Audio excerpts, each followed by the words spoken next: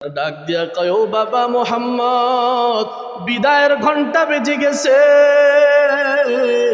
আমি বুঝতে পেরেছি দুনিয়া থেকে বিদায় নিয়ে চলে যেতে হবে। জনমের মতো মার আদর তুমি আর পাইবা না। ওখান থেকে মা আমেনা বিদায় নিলেন। ওখানে কবরস্থ করার পরে উম্মে আইমান নবীরে নিয়ে আবার যখন ফিরে আসে মক্কায়, ওদিকে আব্দুল মুত্তালিব পথের দিকে চেয়ে আসে, কই কত সময় হয়ে গেল, এখনো পর্যন্ত কেন আসলো না। চিন্তায় একবার এদিকে যায় একবার ওদিকে যায়, রাস্তার দিকে যে আসে কখন ফিরবি। আমার ভাইয়েরা, আব্দুল মুত্তালিব দূর থেকে তাকায়া তাকায়া দেখতেছি ঘোড়ার উপরে দুইজন মানুষকে দেখা যায়, নাতি মোহাম্মদ আর কাকে যেন দেখা যায়। গেল তো তিনজন, কিন্তু দুইজনকে দেখা যায় কেন? আব্দুল মুত্তালিব বুঝতে পেরেছে আমার নাতি জনমের মতো মাটারেও হারায়া ফেলছি। নবীজি ঘোড়ার থেকে নামিয়া দৌড়ায়া দাদার কাছে আইসা বলে, ও দাদা, আমি আবার এতিম হয়ে গেলাম, কে আমারে ভালোবাসবে, কে আমারে বুকে তুলে নিবে? আমার ভাইয়েরা, বাবার আদর পায় না, মা 6 বছর পরে বিদায় নিয়ে চলে গেছি। নবীজি জনমের মতো এতিম হয়ে গেল। আমার নবীজির দাদা আরো 2 বছর লালন পালন করলেন। 8 বছর বয়স নবীজির হয়ে গেল। 8 বছর বয়সে আবার দাদাও ইন্তেকাল করলো। আল্লাহু আকবার। আমার নবীজি জনমের মতো এতিম হয়ে গেল। বাবা নাই, মা নাই, দাদা ভালোবাসি, দাদাও বিদায় নিয়ে চলে গেছি। এবার সন্তান আবু তালেবকে ডাক দেয়া কয়, এ আবু তালেব, তুমি শোনো, আমার এই মোহাম্মদের মা নাই, বাবা নাই, আমিও বিদায় নিয়ে চলে যাচ্ছি। সুতরাং আমারে কথা দাও, এই আমার নাতিরে দেখে দেখে শুনে রাখবা। ওইখান থেকে আবু তালেবের দায়িত্বে যখন চলে গেল, আমার নবীজি আবু তালেবের কাছে বড় হতে লাগলেন। নবীজিরে অনেক ভালোবাসে, অনেক মোহাব্বত করে। জন্মের আগেই বিদায়। নবীজি আসার পরেই এতিম অবস্থায় দুনিয়ায় আসলেন। আসার পরে নবীজি আস্তে আস্তে বড় হতে লাগলেন। 6 বছর বয়সে নবীজির মা দুনিয়া থেকে বিদায় নিয়ে চলে গেল। ইতিহাস পড়ে দেখেন, আমার নবীজির সিরাত পড়ে দেখেন, সিরাত ইবনে হিশামের ভিতরে কত সুন্দর করে করে করে করে নবীর জীবনী লিখে রাখছি। আমার নবীজি বাবার কবর দেখার জন্য কান্না করে। দাদা আব্দুল মুত্তালিব মা আমেনাকে ডাক দেয়া কয়, আমার নাতি মোহাম্মদ বাবার কবর দেখার জন্য কাঁদে।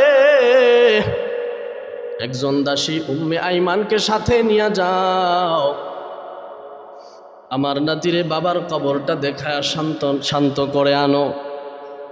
আমার ভাইয়েরা 3 জন ঘোড়ার উপরে সওয়ার করে রওনা করলেন। যাইতে যাইতে একটা পর্যায়ে গন্তব্য স্থানে পৌঁছাইলেন। আমার নবীকে মা আমেনা ডাক দেয়া কয়, ও বাবা মোহাম্মদ, তাকায় দেখো, ওই যে গাছের নিচেই তোমার বাবার কবর দেখা যায়। আল্লাহু আকবার বলেন। আমার নবীজি সওয়ার থেকে নেমে দৌড়ায়া বাবার কবরের জোড়ায়া ধরে কান্না করে আর বলে, বাবা গো, উঠো, আমার একটু কোলে নাও। ইতিহাস আপনারা সবাই জানেন, নবীজি কান্না করে, আল্লাহ বরদাস্ত করতে পারে না। আল্লাহ বলেন, ও ফিরিস্তারা, যাও যাও, আমার নবীরে ওখান থেকে সরায়া দাও। ওখান থেকে চলে আসার পরে ফেরার পথে আবুয়া নামক স্থানে আসার পরে মা আমেনার পেটে ব্যথা শুরু হয়ে গেল। দাসী উম্মে আইমানকে ডাক দেয়া কয়, ঘোড়াটা দাঁড় করাও। পেটের মধ্যে ব্যথা উঠছি, বুঝতে পেরেছি দুনিয়া থেকে বিদায় নিয়ে চলে যেতে হবে। আমার বাবা মোহাম্মদ জনমের মতো মা হারা হয়ে যাবে। এখানে একটু দাঁড়াও। সোয়ার থেকে নামছি। নামার পরে উম্মে আইমানকে ডাক দেয়া কয়, আমার বাবা মোহাম্মদরে একটু কোলের মধ্যে উঠায়া দাও, বুকের উপরে উঠায়া দাও। আদর করে আর ডাক দেয়া কয়, ও বাবা মোহাম্মদ, বিদায়ের ঘন্টা বেজে গেছে, আমি বুঝতে পেরেছি দুনিয়া থেকে বিদায় নিয়ে চলে যেতে হবে। জনমের মতো মার আদর তুমি আর পাইবা না। ওখান থেকে মা আমেনা বিদায় নিলেন। ওখানে কবরস্থ করার পরে উম্মে আইমান নবীরে নিয়ে আবার যখন ফিরে আসে মক্কায়, ওদিকে আব্দুল মুত্তালিব পথের দিকে চেয়ে আসে, কই কত সময় হয়ে গেল, এখনো পর্যন্ত কেন আসলো না। চিন্তায় একবার এদিকে যায় একবার ওদিকে যায়, রাস্তার দিকে চেয়ে আসে কখন ফিরবি। আমার ভাইয়েরা, আব্দুল মুত্তালিব দূর থেকে তাকায়া তাকায়া দেখতেছি ঘোড়ার উপরে দুইজন মানুষকে দেখা যায়, নাতি মোহাম্মদ আর কাকে যেন দেখা যায়। গেল তো তিনজন, কিন্তু দুইজনকে দেখা যায় কেন? আব্দুল মুত্তালিব বুঝতে পেরেছে আমার নাতি জনমের মতো মাটারেও হারায়া ফেলছি। নবীজি ঘোড়ার থেকে নামিয়া দৌড়ায়া দাদার কাছে আইসা বলে, ও দাদা, আমি আবার এতিম হয়ে গেলাম, কে আমারে ভালোবাসবে, কে আমারে বুকে তুলে নিবে? আমার ভাইয়েরা, বাবার আদর পায় না, মা 6 বছর পরে বিদায় নিয়ে চলে গেছি। নবীজি জনমের মতো এতিম হয়ে গেল। আমার নবীজির দাদা আরো 2 বছর লালন পালন করলেন। 8 বছর বয়স নবীজির হয়ে গেল। 8 বছর বয়সে আবার দাদাও ইন্তেকাল করলো। আল্লাহু আকবার। আমার নবীজি জনমের মতো এতিম হয়ে গেল। বাবা নাই, মা নাই, দাদা ভালোবাসি, দাদাও বিদায় নিয়ে চলে গেছি। এবার সন্তান আবু তালেবকে ডাক দেয়া কয়, এ আবু তালেব, তুমি শোনো, আমার এই মোহাম্মদের মা নাই, বাবা নাই, আমিও বিদায় নিয়ে চলে যাচ্ছি। সুতরাং আমারে কথা দাও, এই আমার নাতিরে দেখে দেখে শুনে রাখবা। ওইখান থেকে আবু তালেবের দায়িত্বে যখন চলে গেল, আমার নবীজি আবু তালেবের কাছে বড় হতে লাগলেন। নবীজিরে অনেক ভালোবাসে, অনেক মোহাব্বত করে, নিজের সন্তানগুলোকে দূরে সরাইয়া দেয়, আমার নবীরে কাছে নিয়া ঘুমায়। একজনাই ডাক দেয়া কয়, আবু তালেব, ব্যাপার কি বুঝলাম না, তোমার সন্তানগুলোকে তুমি কোলের মধ্যে নিয়ে ঘুমাও না, কিন্তু মোহাম্মদ রে কোলের মধ্যে নিয়া ঘুমাও, কারণটা কি বুঝলাম না। আবু তালেব ডাক দিয়া কয়, আমার সন্তানগুলোর তো বাবা আছে, মা আছে, ওরা তো ভালোবাসা পায়, কিন্তু আমার ভাতিজা মোহাম্মদের তো বাবা নাই, মা নাই, কেউ ভালোবাসে না। এই জন্য আমি মোহাব্বত করে করে রাত্রে বেলায় কোলের মধ্যে নিয়া ঘুমাই। এই চাচা এত ভালোবাসছে নবীরে, এত মোহাব্বত করছে, আল্লাহ পাক রব্বুল আলামিনের পয়গম্বর এই চাচা যেদিন দুনিয়ার থেকে বিদায় নিয়ে চলে যাবে, নবীজি কাছে আসলেন।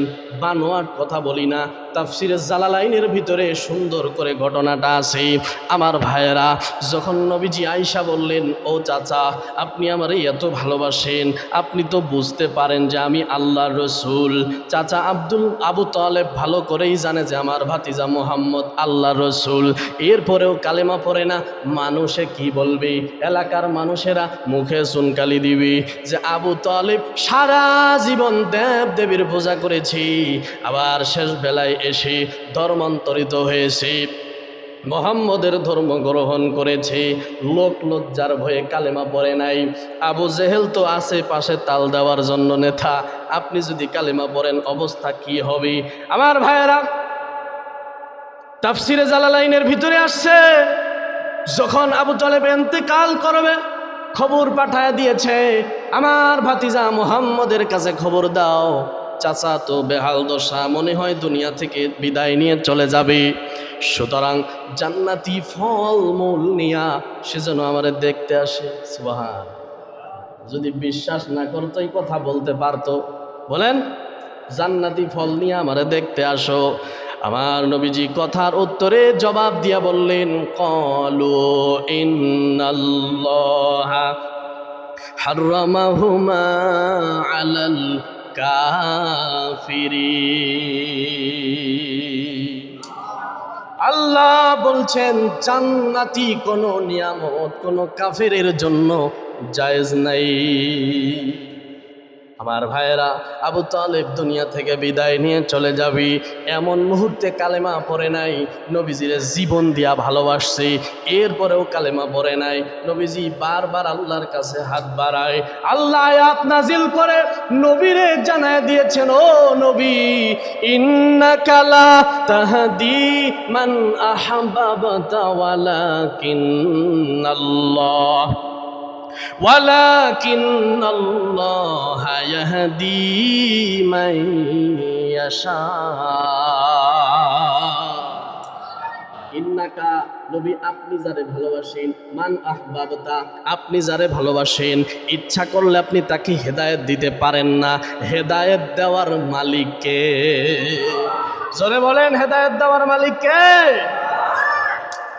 সুতরাং হেদায়েত যদি কপালে না থাকে, আমি হাবিবুর রহমান কেন আল্লাহর নবী দোয়া করলেও আপনার হেদায়েত আসবে না। এই জন্য আমার ভাইয়েরা বলতে পারেন যে হেদায়েত তো আল্লাহ দেওয়ার মালিক, সুতরাং আল্লাহ যদি তৌফিক দেয় তো হবে, এতে চাওয়ার কি আছে? একটা কথাই উলামায়ে কেরাম জবাব দেয়, সেটা হলো বাচ্চা যদি না কান্দে তো মা দুধ দেয় না। ঠিক তেমনি ভাবে আল্লাহর কাছে হেদায়েত চাও, আল্লাহ গো তুমি আমার হেদায়েত দান করো, হেদায়েতের দৌলত দান করো, চাইলে আমার আল্লাহ দেয়। ঠিক না বে ঠিক?